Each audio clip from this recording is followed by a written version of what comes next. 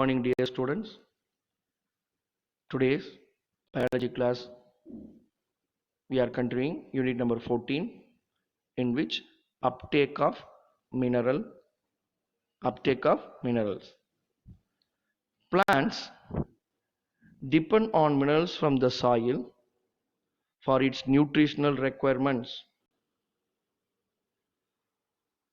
You know that minerals are absorbed by roots in which root hairs of the plants.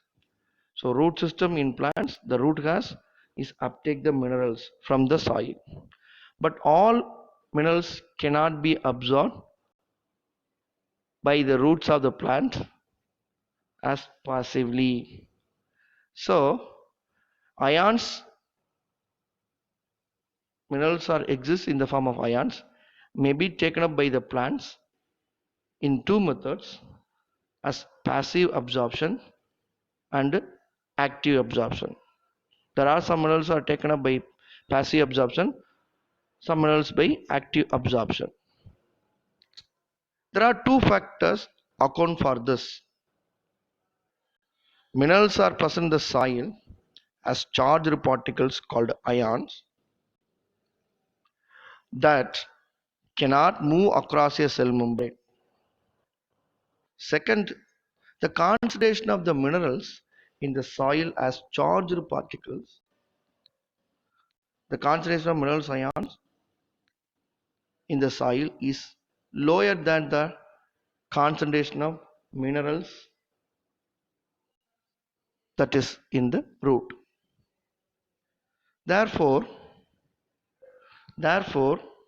most of the minerals enters in the root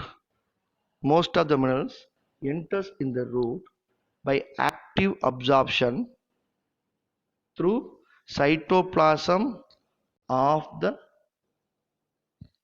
plant. So active absorption through the cytoplasm of epidermal cells. This need energy in the form of ATP.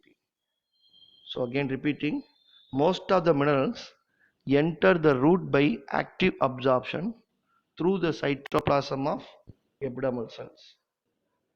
This needs energy in the form of ATP. Then it is transported to all parts of the plants by transpirational pull. So minerals are uptake by the roots of the plants through by active and passive absorption. All the minerals are not absorbed passively. So some minerals will be taken up inside the root hair cell against the concentration gradient using the energy is in the form of ATP. Now, translocation of mineral ions. Minerals are generally remobilized from older dying leaves to the younger leaves. This phenomena can be seen in deciduous plants. Deciduous plants means what? Plants which sheds their leaf after senescence. Senescence called aging. So after the loss of chlorophyll due to the senescence, the minerals which is seen in the leaves of the plant, that is mature leaves from which the minerals are transported or remobilized to the young and growing leaves. So elements, mineral elements like phosphorus, sulfur, nitrogen, potassium are easily remobilized from the older part of the plants, that is senescence leaf to young leaves. Small amount of xylem and phloem exchange minerals or materials from one part of the plant to another part. Dear students, The remobilization of minerals is very, very important in plants to prevent loss of minerals. Next, phloem transport. What is called phloem transport? We knew that xylem and phloem are called vascular tissues. Xylem conducts water and minerals in plants. Phloem which transport food from leaves to all parts of the plant. Food synthesized by the leaves are transported by the phloem either to the area of requirement, that is called sink. Either it is transported to the area for the requirement or it can be stored. So from the source to the sink, the food is transported by phloem. Phloem tissue is composed of sieve tubes which have sieve plates. You can see the sieve plates here. There is a small disc shaped structure we can see. It is called sieve plate. Sieve plate have minute openings. The cytoplasmic strands pass through the pores in the sieve plates. Phloem which transports food from the source to the sink. The sink may be a root or fruit or any part of the plant in which food is required. Phloem which transports food from source to sink. The source of the plant that synthesizes food is said to be that leaf. As I told, the sink is the part which needs the food or which stores the food in plant. It may be root part of the plant or maybe fruits or even sometimes stem also. But the source and the sink may be reversed depending on the season or plant's need. Since the source-sink relationship is variable, the direction of movement in the phloem can be upwards or downwards, namely bidirectional. In contrast, the movement in the xylem is always unidirectional, namely upward direction. You can see the picture. In this case, the translocation of sucrose called food from the leaf, it moves towards the root, as well as if you observe the xylem, transport of water takes place in upward direction. So in xylem it is unidirectional, phloem it is bidirectional. Next, translocation of sugar.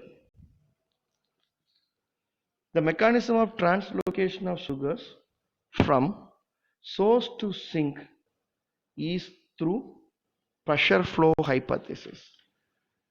The pressure flow hypothesis, which explained in detail in higher studies. Glucose is prepared at the source. Source is nothing but leaf. During photosynthesis, is converted into glucose.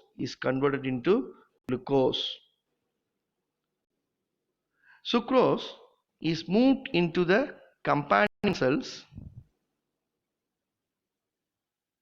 then into the living phloem sieve tubes. You can observe sucrose which are produced in the leaf after the glucose is converted. It moves to the companion cell. Companion cells are the cells which is associated with the sieve tube. Then it is transported to the living phloem sieve tube cells by active transport. This process produces hypertonic condition. Why it is called a hypertonic condition? You can see sugar, in which sucrose we used to say, sugar we call sucrose. Over here, sucrose is containing large amount of solute. Sucrose is a kind of solute. So solute molecule, when it is added to the solvent in higher concentration, makes the solution is highly concentrated. So addition of sucrose into the sieve tubes of phloem makes the phloem as hypertonic condition. So what happens? Water that is present in the adjacent xylem, water which is being transported by xylem from the adjacent, is moved to the phloem by osmosis, because phloem in which the sieve tubes are hypertonic in condition, xylem in hypotonic condition. It means what? More water present in the xylem is moved towards the water which is less in sieve tubes. So what osmosis we already studied? Movement of water from its higher concentration to the lower concentration. In xylem, water in higher concentration.